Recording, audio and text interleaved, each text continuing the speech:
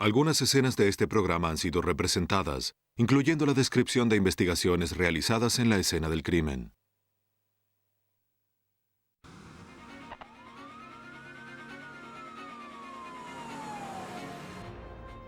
En Texas, varias mujeres aparecen muertas en sus oficinas. Son halladas a poca distancia. Los investigadores deben conectar los crímenes a fin de detener a un asesino antes de que ataque nuevamente.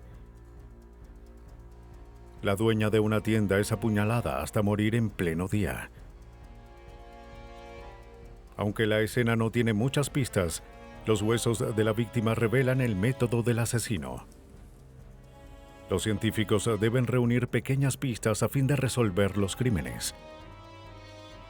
Los criminales suelen esmerarse en no dejar rastros, pero los mismos métodos del asesino pueden ser una evidencia, especialmente cuando una inocente víctima es marcada para morir.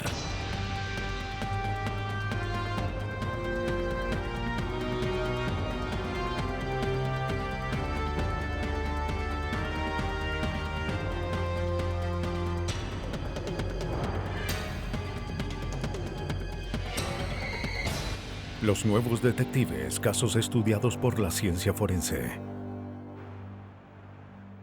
Marcados para morir. Houston, Texas, una de las zonas metropolitanas más prósperas de Estados Unidos, goza de un crecimiento económico veloz.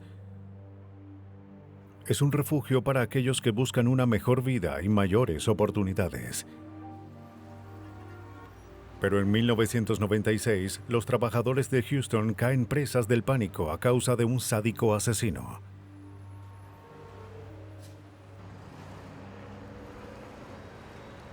El 5 de enero a las 5:30 de la tarde, Jerry Cohen regresa al local de alquiler de depósitos que maneja junto a su esposa Rita en Spring, Texas.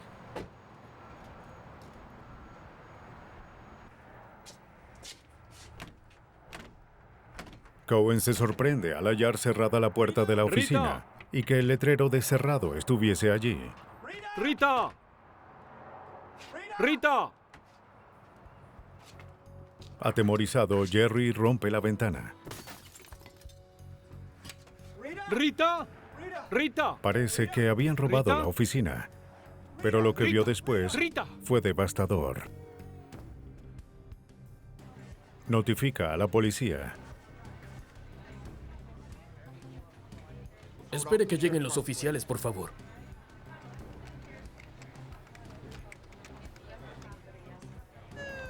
¡Deprisa! ¡Vamos! Una patrulla Se cercana asfixia. llega en No está minutos. bien. ¿Qué sucedió? De acuerdo. La ataron. Venga, por aquí. Bien, vamos adentro. Vamos, rápido. Está aquí. Pero era muy tarde. Ahí está. Bien, bien, de acuerdo, señor. Necesito que se quede aquí. Quédese aquí. Rita Cohen es declarada muerta. 4833, la víctima ha muerto. Necesito un supervisor. Los investigadores acuden a la residencia. Parece que había sido atada con una brida para cables.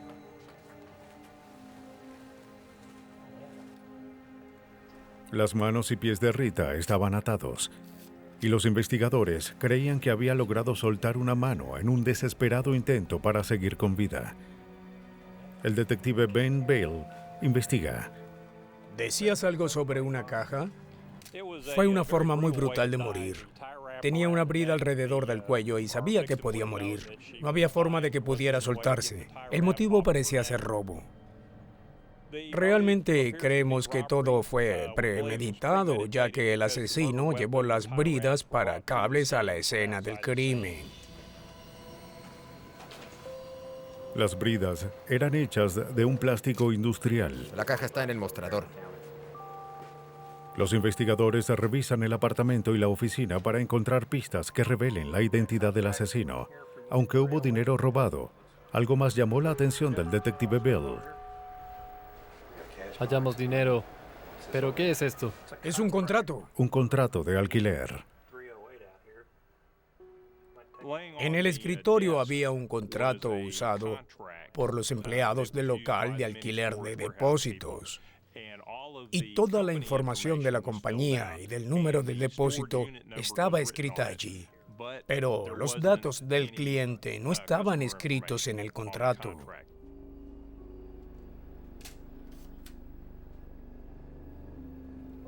Los detectives proceden a interrogar a los más cercanos a la víctima, esperando hallar respuestas. En cualquier caso de todo homicidio, uno empieza en el hogar y después del hogar viene la familia. El detective Bill interroga al esposo de la víctima, Jerry Cohen. Quisiera hacerle unas preguntas. ¿A qué hora llegó a casa esa tarde? A las 5:15. ¿Y dónde estaba antes? Trabajando. ¿Trabajando? Por el hecho de que él había sido uno de los últimos que hablaron con ella estando viva. Lo interrogué y obtuve su declaración. Cohen afirma que vio a su esposa viva esa mañana cuando él salía a trabajar cerca de las 8 de la mañana. ¿Vas a venir hoy? No, creo que esperaré hasta mañana. Hablaron sobre algunas diligencias y todo parecía Estaré estar bien. Aún tengo 3 días más. De acuerdo, me voy. Cuando Cohen regresa del trabajo a las 5:30, halla muerta a su esposa. Él tenía una coartada para el día entero. Estaba trabajando. Durante la autopsia, el forense observa lesiones profundas en el cuello de la víctima. Rita había sido atada con muchísima fuerza. No tenía oportunidad. Se determina que la víctima murió estrangulada. También se hallan contusiones en sus muñecas y tobillos.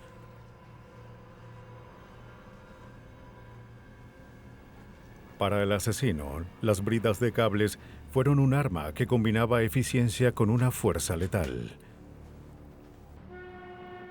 Se envían las bridas al laboratorio de Harris para su análisis.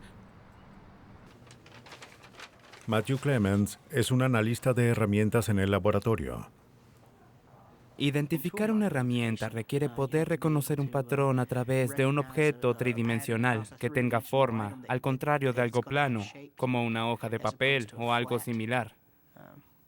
Para ello, es necesario entrenar el ojo y entrenar la mente para observar estos objetos en 3 dimensiones. Las bridas eran industriales, usadas en reparaciones eléctricas y de aire acondicionado. Al principio parecían ser genéricas, sin características distintivas, pero al aumentarlas, Clements observa algo. Las puntas de las bridas fueron cortadas. Tenían marcas de herramientas.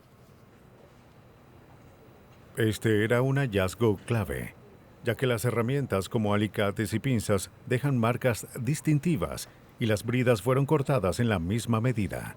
Un alicate tiene una cuchilla y esa cuchilla es la que corta el trozo de plástico. Las marcas de la superficie de la cuchilla dejarán marcas, una serie de líneas, en el objeto cortado. Estas marcas son las que usamos para comparar. Así como las huellas dactilares pueden identificar a un individuo, las marcas pueden servir para identificar una herramienta. Los investigadores creían que si encontraban la herramienta que había cortado las bridas, hallarían al asesino. Eso puede ser la clave. Puede ser el eslabón en el caso. Si no hay huellas dactilares o rastros de ADN, o si no hay otra evidencia que vincule al sospechoso a la escena, las marcas dejadas por una herramienta pueden identificar al asesino si él tiene ese instrumento. Los forenses también analizan el contrato de alquiler encontrado en la escena del crimen para encontrar huellas indetectables a simple vista.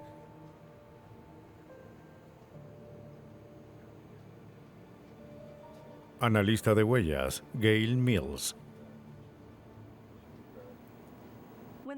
Cuando encontramos el documento sin terminar, supimos que alguien lo había tomado.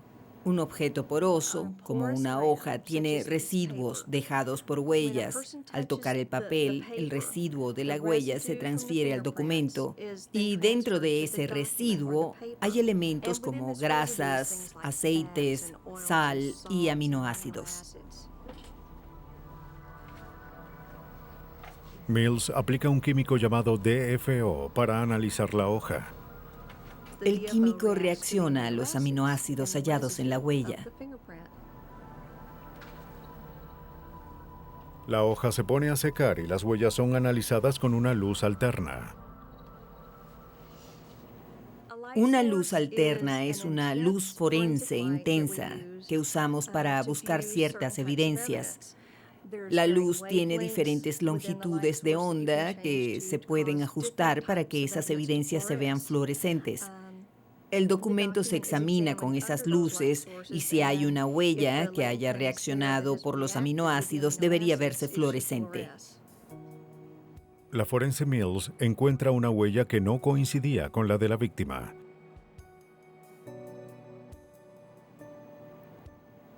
Cuando eso sucede, hay que fotografiar la huella a fin de preservarla, y eso es lo que hice en este caso. Ahora los investigadores debían vincular la huella sin identificar a un sospechoso.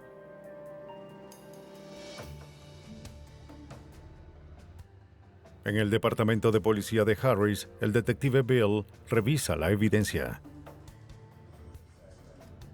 Aunque sabía que los cortes en las bridas fueron limpios y que el culpable pudo haber dejado una huella, no tenía nada para identificar a un sospechoso. El detective vuelve a hablar con el esposo de Rita y le pide que registre el lugar para ver si había otros objetos desaparecidos de la caja de dinero. Cohen revisa el apartamento y descubre que también habían desaparecido unas joyas y 2 órdenes de pago. Los investigadores tratan de localizar las órdenes de pago. Jerry recuerda que 2 días antes del asesinato, él y su esposa compraron 2 órdenes de pago en una tienda cercana a su residencia. Usaron las órdenes para pagar sus cuentas.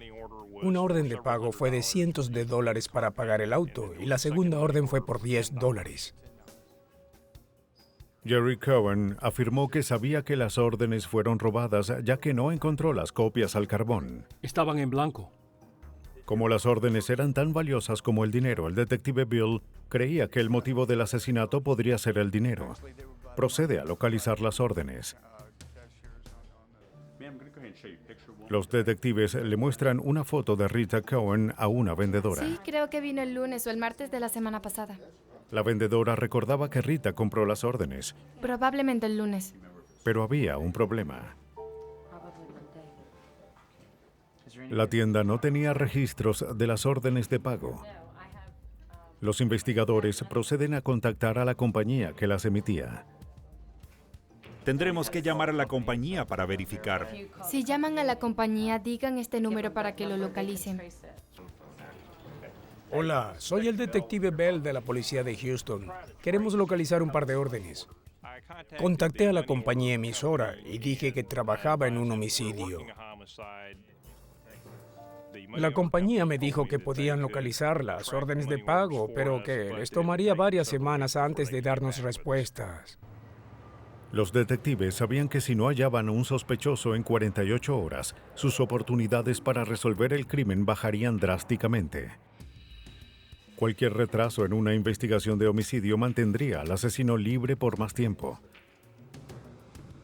Y como descubrieron luego, ese retraso podría ser mortal.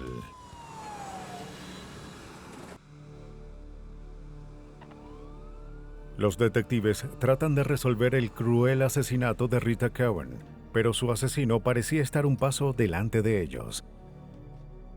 En el condado cercano de Montgomery, solo 17 días después del asesinato, otra mujer es hallada estrangulada en su oficina. La víctima era la vendedora de bienes raíces Janice Vogel. Sus manos y pies fueron atados con cables eléctricos rojos y alrededor de su cuello había una brida de cables, igual a la usada para estrangular a Rita Cowan. Las noticias sobre su muerte se difundieron rápidamente en el área de Houston y la gente estaba aterrorizada. Ben, estaba viendo las noticias y el condado de Montgomery tiene... Un detective del condado de Harris vio la noticia y observó similitudes con el asesinato de Rita Cowan. Aparentemente estrangulada. Revisé algunas notas y detalles. Quizás habría que llamarlos para saber más. El detective Bill contacta a los investigadores de Montgomery. Parecía que estaban buscando al mismo asesino. ¿Quién podría atacar otra vez? Parecía que en ese asesinato se habían usado las mismas ataduras. Antes del asesinato que hubo, no tuvimos otros casos ni remotamente similares, y que un segundo homicidio ocurriera 10 días después con tanta cercanía nos hizo creer que había un asesino en serie y que probablemente seguiría matando víctimas hasta que lo atrapáramos. La empresa que emitió las órdenes envía un fax. Los investigadores descubren que tenían una pista importante. Descubrieron que alguien había cobrado la orden de pago más alta y me enviaron una copia de la orden cobrada, al frente y al revés, que mostraba el nombre del comprador y el endorso de otra persona. La orden de $400 fue cobrada en Ice House, un bar local, y la firma fue reveladora. La parte delantera de la orden mostraba que había sido adquirida por Roy Landry, cuya dirección estaba en Houston.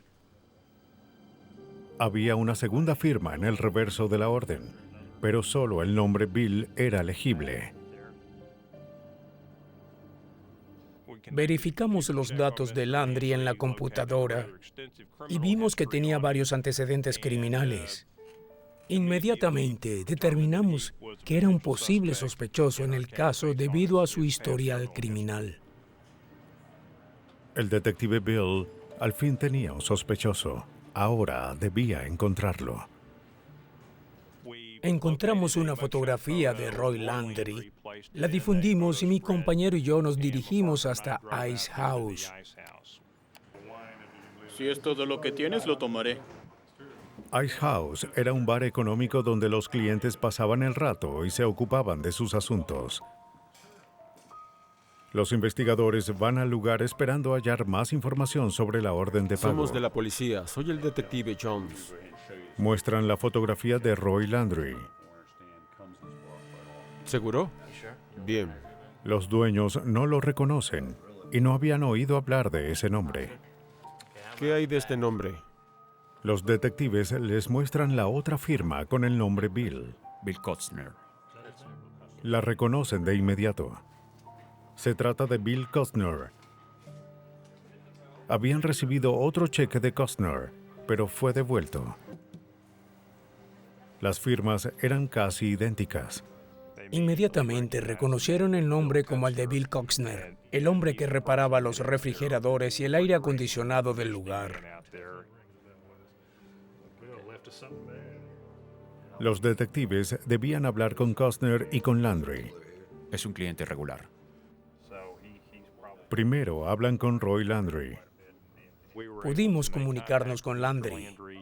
Él llegó a la división de homicidios para darnos información limitada sobre Costner y decirnos dónde podríamos encontrarlo. El comprador es Roy Landry.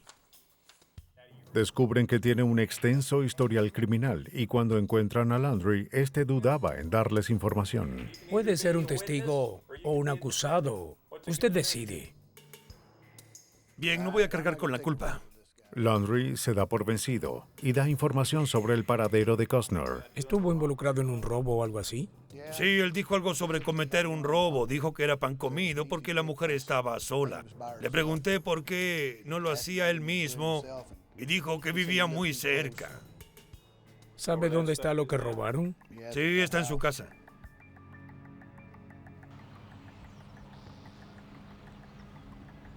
Los investigadores van a la casa de Bill Costner.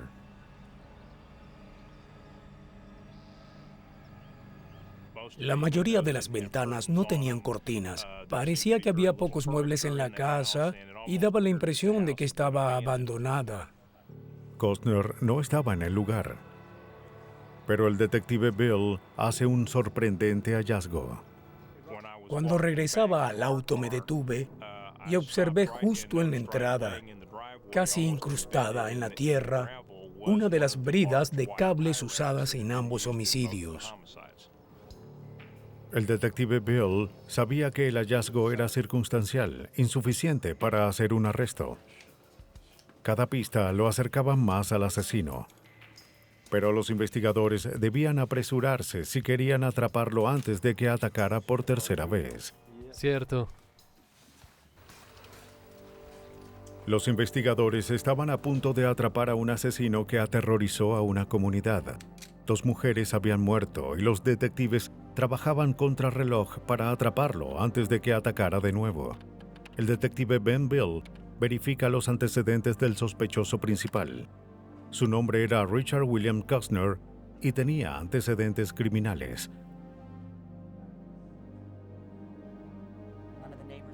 El detective interroga a la ex esposa de Costner. No nos hemos comunicado para nada.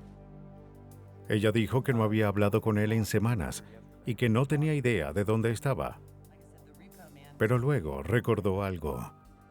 Estaba la camioneta y se la llevaron y eso era lo único que nos quedaba.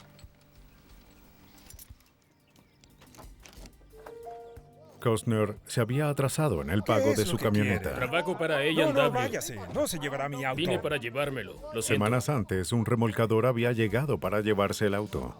Hable con la agencia. No puedo hacer nada. No, solo deje que... Costner estaba furioso, pero no hubo nada que pudiera hacer y observó cómo se llevaban su camioneta. Su esposa recuerda que él ni siquiera pudo sacar su equipo de la parte trasera del auto. Fue muy agresivo. Ella recordaba el nombre de la compañía que tomó posesión del vehículo. Pude oler el licor en él. Ya lo he vivido antes. Es algo que nunca cambiará. Era A&W Motors, si no me equivoco. Los investigadores van al lote de autos y hablan con el gerente. Él recordaba la camioneta roja de Costner.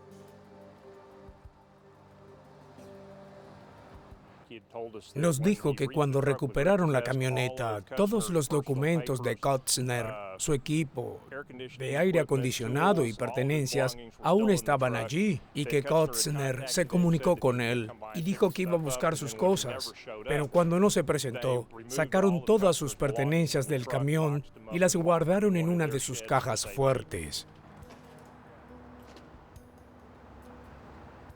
Los investigadores observan las pertenencias de Costner sin tocar nada. Piden una orden de registro para analizarlas más a fondo.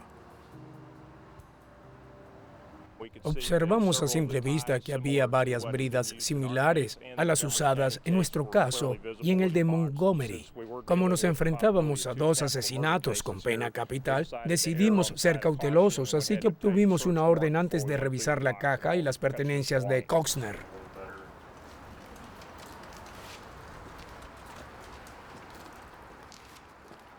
Horas después, los investigadores regresan con la orden. Descubren un arsenal de evidencia. Sí. Cuando encontramos la caja, descubrimos bridas de cables que coincidían con las del caso en Harris. Había bridas similares a las del caso y cables rojos.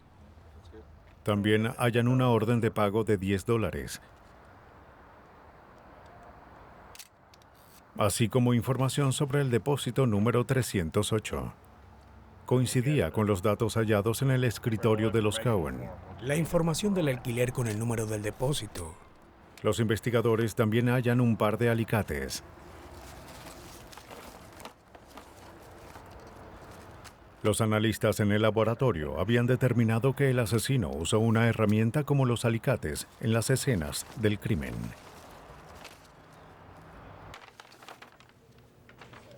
Los forenses comparan los cables hallados entre las pertenencias del sospechoso con los usados para atar los pies de Janice Vogel. Al final, lo que uno busca es encontrar el mismo patrón de estrías en la evidencia y en los objetos encontrados. Se utiliza un lente especial de aumento para observar los patrones del cable. Cuando uno encuentra una cantidad suficiente de estrías, puede determinar si otra herramienta pudo haber dejado la marca. Basándonos en toda la evidencia que pudimos encontrar en el lote, logramos obtener una orden de arresto para Bill Costner por el asesinato ocurrido en el caso de Harris. El anterior sospechoso, Roy Landry, les dijo a los investigadores dónde estaba Costner. Los oficiales del condado de Harris deciden ir en la noche, cuando era probable que Costner estuviera en su residencia y no hubiese muchos espectadores. Los detectives entran y encuentran a Bill Costner dormido en el sillón. Soy el detective Bell. Póngase boca abajo, boca abajo. Vamos. ¿Qué es lo que quiere? Está bajo arresto. Espósenlo, vamos. ¿Cómo demonios supo de las órdenes de pago? Es arrestado sin problemas y niega estar involucrado en los crímenes. Dije que estaba bajo arresto, vamos. Bueno, eso es lo que sé de las órdenes. ¿Qué más quieren?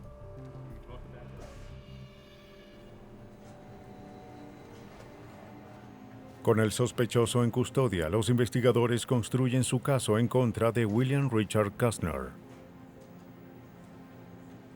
La analista de huellas Gail Mills compara las huellas de Costner con una huella hallada en la escena del crimen.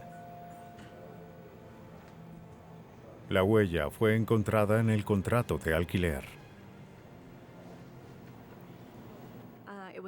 La fotografiamos y la comparé con las huellas de Richard Costner, el sospechoso del caso, y determiné que era la huella de Richard Costner la que estaba en el documento. La huella evidenciaba que Costner había estado en la oficina, pero no probaba que hubiese cometido el asesinato. La policía creía que las herramientas de Costner cerrarían el caso. El analista de herramientas Matthew Clemens sabía que los cables fueron cortados con alicates y ahora tenía la herramienta para comparar con las marcas. El proceso que utilizamos para comparar los alicates con la evidencia encontrada en una escena del crimen es examinar cortes similares que no dañen la herramienta. Después de realizar los cortes, Clemens utiliza un microscopio para comparar las marcas y estrías encontradas tanto en la evidencia como en los cortes del análisis. Los investigadores hallan lo que buscaban en el caso de Bill Costner. Una coincidencia perfecta. La evidencia forense que pudimos obtener en la huella, las marcas del alicate y las bridas mostraban que Bill Costner era la persona que cometió los asesinatos y solo él, Bill Costner, recibió lo que realmente merecía cuando fue condenado a muerte. Es ejecutado el 7 de agosto de 2002. Bill Costner evitó cometer sus crímenes en lugares concurridos, pero para algunos asesinos, esos lugares no representan un impedimento para matar.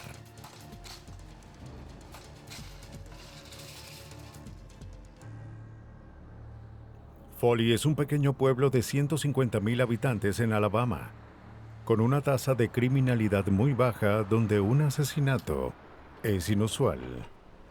El 4 de diciembre de 1997, un robo ocurre a plena luz del día. Un cliente había terminado de llenar el tanque de su auto y entra a la tienda a pagar. Nada lo preparó para lo que vio a continuación. Llama al 911. 911, ¿cuál es su emergencia?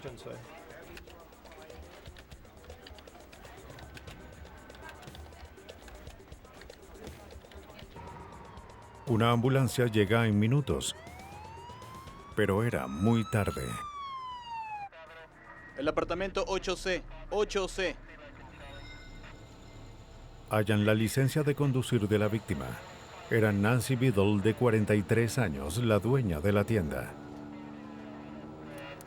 El teniente Richard Sprinting de la policía de Foley acude a la escena. Había señales de lucha y lo que parecían ser heridas defensivas en las manos de la víctima. Se recogieron muchas muestras de sangre, de huellas, fotos de la escena del crimen y, claro, el cuerpo de la víctima fue llevado al laboratorio forense.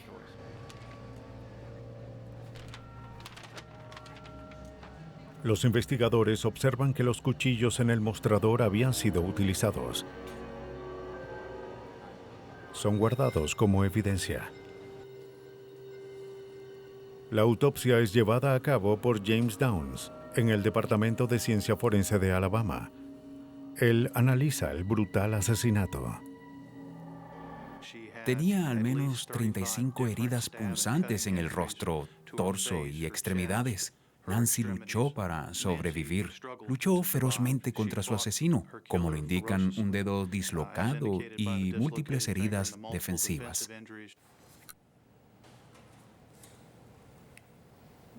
Cuando observo una herida de cuchillo en un cuerpo, lo que trato de hacer es calcular las medidas, la profundidad de la herida y si se puede hacer una interpretación. Por ejemplo, en una herida punzante en el torso, la profundidad de la herida depende de si uno está inhalando o no, o si se exhala.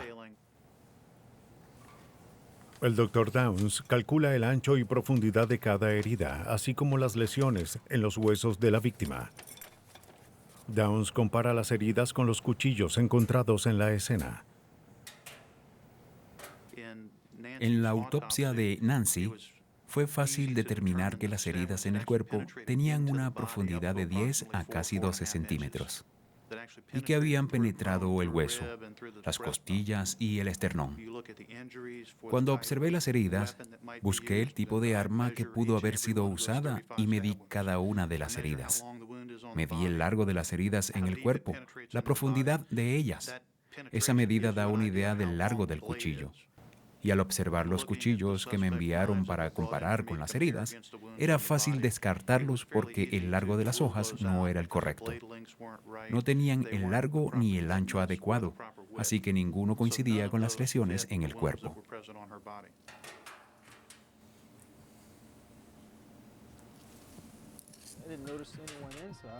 No vi a nadie adentro. Salí y el Maverick seguía allí. La policía encuentra un testigo, quien quizás fue la última persona en ver con vida a Nancy Biddle, además del asesino. El testigo compró gasolina esa mañana. Recordó que cuando regresó a su auto observó un Maverick verde estacionado en la tienda.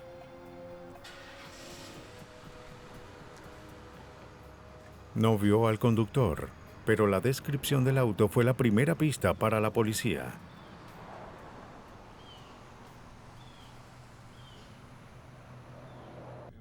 Aunque ese modelo dejó de ser fabricado en 1977, una búsqueda en los archivos de vehículos revela un gran número de Mavericks verdes en el área. La policía localiza a todos los Mavericks verdes registrados en un radio de 96 kilómetros de la escena. 5 Adam 628. Corrección, 5 Adam 6208 D. Giró en la ruta 71 al norte de la 64. 10-4.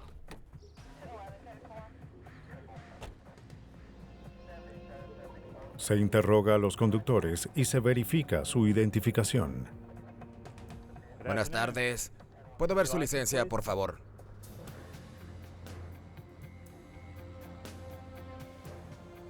Pero al pasar los días no encuentran pistas. La investigación se estanca. Buscamos un vehículo que coincide con esta descripción. Obviamente no es el suyo. Gracias. Aunque los detectives creían que el auto podía llevarlos al asesino, la pista del Maverick verde los conducía a un callejón sin salida.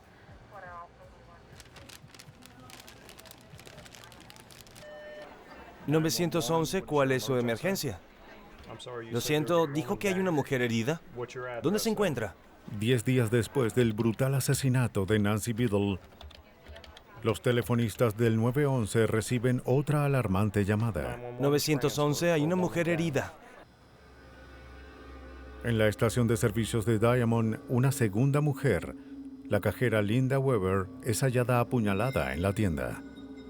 Las similitudes entre los crímenes eran inquietantes. La estación de servicio estaba en la misma ruta que la estación de Biddle. Y aunque la tienda tenía una cámara de vigilancia, la grabadora había sido arrancada, lo que no dejó rastros del crimen.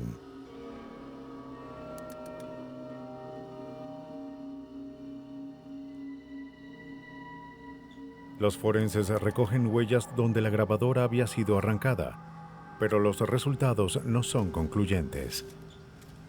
Para el teniente Warren Stewart, del Departamento de Investigación de Alabama, no podían pasarse por alto las similitudes al homicidio de Nancy Biddle. En ambos casos parecía que ocurrió un robo con señales de lucha. No sabíamos a qué nos enfrentábamos, si se trataba de alguien que necesitaba dinero o si había un asesino serial en el área de Foley. Una vez más, el cadáver es examinado en el Departamento de Ciencia Forense de Alabama. Al igual que en el primer caso, el Dr. James Downs mide las heridas de Linda Weber y busca laceraciones en los huesos. En el caso de Linda, no teníamos marcas que comparar con los cuchillos, pero sí teníamos las medidas de las lesiones en el cuerpo, que eran idénticas a las del cuerpo de Nancy. El Dr. Downs concluye que tanto Nancy Biddle como Linda Weber fueron apuñaladas con la misma arma. Con una comunidad presa del pánico, el Departamento de Policía del Condado de Bowen forma un equipo de trabajo. Consistía en los investigadores con más experiencia del condado, quienes crean un plan para atrapar al asesino. Esta es el área cercana al Diamond Mart. El Diamond Mart está aquí y allí está el estacionamiento. Y esto está detrás del área. Los investigadores revisan las fotografías de cada uno de los asesinatos. Tenían que actuar rápido para restaurar la paz en la comunidad.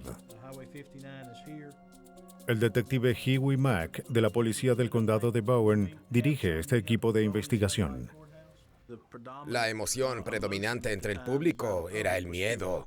Esta área es baja en crímenes. El homicidio es inusual. Y cuando ocurren dos homicidios en pocos días que pudieron ser cometidos por el mismo sujeto, el miedo se expande por todas partes.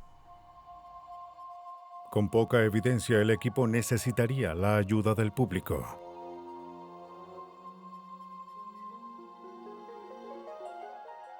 Suministran información a los medios y crean una línea directa para recibir indicios. Los esfuerzos valen la pena. Una testigo llega a declarar mientras que la policía revisaba la segunda escena del crimen. El detective Mack creía que se trataba de una pista sólida. Después del segundo homicidio, llegó una mujer que vio a un hombre negro salir de entre los árboles minutos después de que se cometiera el crimen. Esta testigo literalmente pudo escuchar la ambulancia que se acercaba a la estación de servicio y luego vio a este hombre salir de la escena del crimen. Creyó haber visto antes al hombre en su vecindario. Su nombre era Calvin Stallworth. Los detectives revisan el área detrás de la tienda.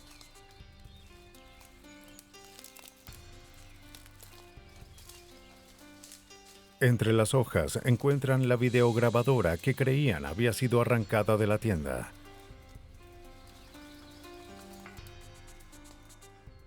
Los investigadores esperaban hallar la cinta, pero se decepcionaron al ver la máquina vacía. Alguien se había llevado el video. El bosque era extenso, pero la policía registra el lugar en búsqueda de la cinta. No encuentran nada. Pensamos que la cinta no solo habría grabado al sospechoso, sino que entre las imágenes capturadas por la cámara de la tienda estaría filmado el homicidio de Linda Weber. Los investigadores siguen el indicio dado por la testigo. Verifican los antecedentes de Stallworth. Tenía un largo historial criminal y una orden en su contra. Los investigadores tenían a un sospechoso.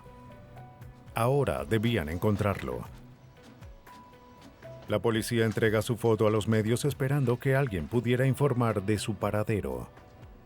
Informamos a los medios sobre la fecha, la hora y el lugar del crimen, y les pedimos que invitaran al público a dar cualquier información a la línea directa que creamos para este caso, para que la gente se involucrara.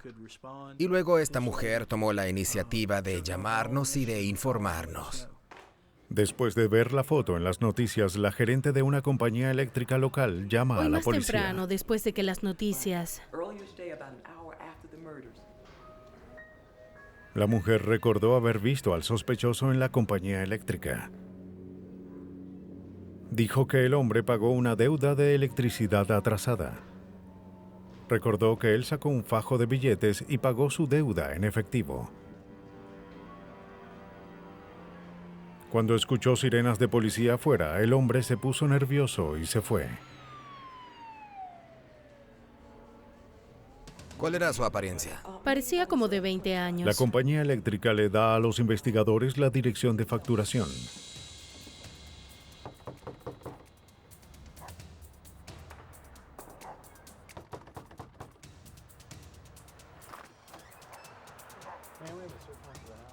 La dirección pertenecía a la novia de Stallworth. La policía va hasta allá con una orden. Cuando entran en la casa, consiguen a Stallworth en un cuarto trasero tratando de escapar. Como sabían que podía estar armado, los oficiales sacan sus armas y le ordenan que se rinda. Tenemos una orden, alto allí. Esposan al sospechoso y proceden a registrar la casa.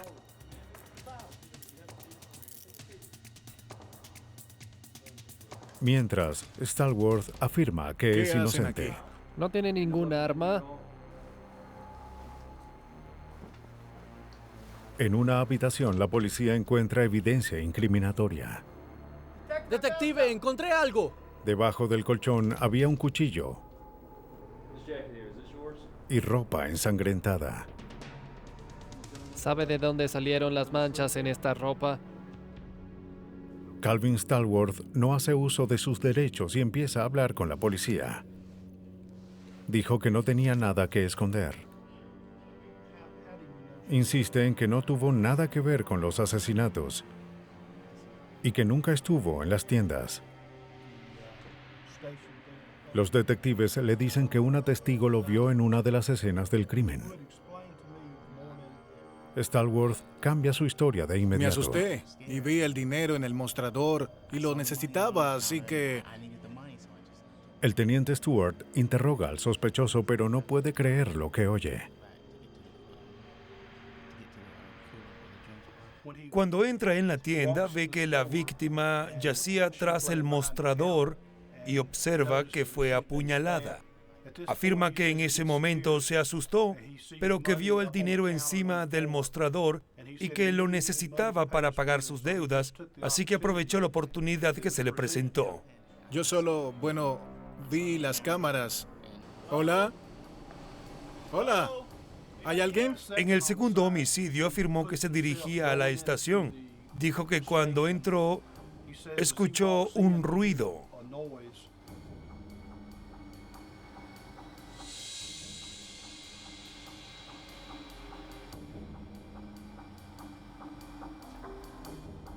Señora. Señora. Y vio a la víctima en un cuarto detrás del mostrador. Miró arriba y observó una videograbadora. Stallworth afirmó que en ese momento se asustó. Temía aparecer en el video y que si no se deshacía de la cinta, sería acusado del homicidio. Así que tomó la videograbadora y abandonó la escena del segundo homicidio.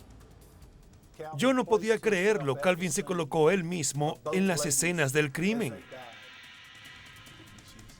A pesar de su detallada versión, los detectives construían su propia teoría de los casos y no coincidía con la de Calvin. Los forenses reunirían todas las piezas, confirmando que Calvin Stallworth era el asesino.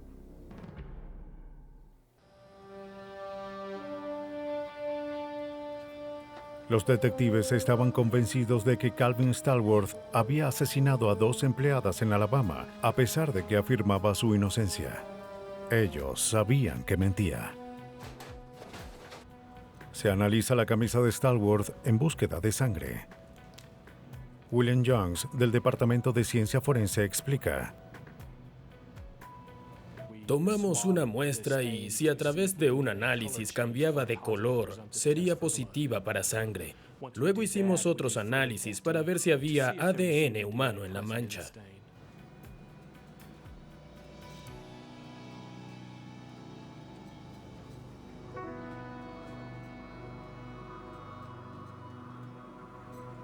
La sangre encontrada tenía rastros de ADN idénticos al de Linda Weber. Pero como Stallworth admitió haber estado en la escena, la evidencia no era concluyente. El Dr. Downs procede a analizar el cuchillo encontrado bajo el colchón de Stallworth. Una hoja gruesa y afilada. Mide y anota todas las dimensiones. El tamaño y forma del cuchillo coincidían con la profundidad de las heridas de Nancy Biddle y Linda Weber. Las medidas coinciden con las heridas de ambas. El Dr. Downs luego compara la hoja del cuchillo con los cortes hallados en los huesos de las víctimas.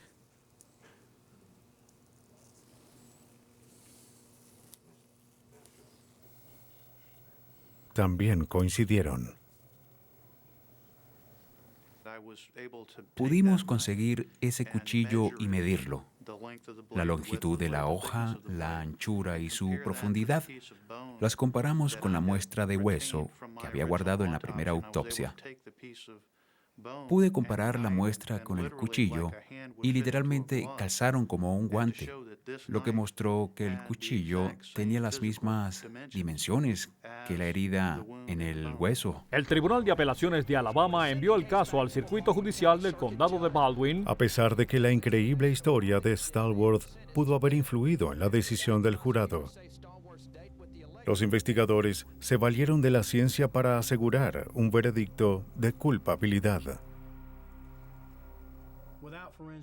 Sin la ciencia, no creo que hubiésemos podido resolver este caso. La ciencia forense fue lo que vinculó a Stallworth a ambas escenas. Una vez más, la ciencia prevalece y Calvin Stallworth es enjuiciado. Es hallado culpable de 2 cargos de homicidio. Fue sentenciado a muerte por sus crímenes. La mayoría de los criminales tratan de cubrir sus rastros con desesperación, pero hay veces en las que sus crímenes dejan indicios que no pueden ser borrados. La ciencia forense revela esos indicios y a los asesinos que dejan a sus víctimas marcadas para morir.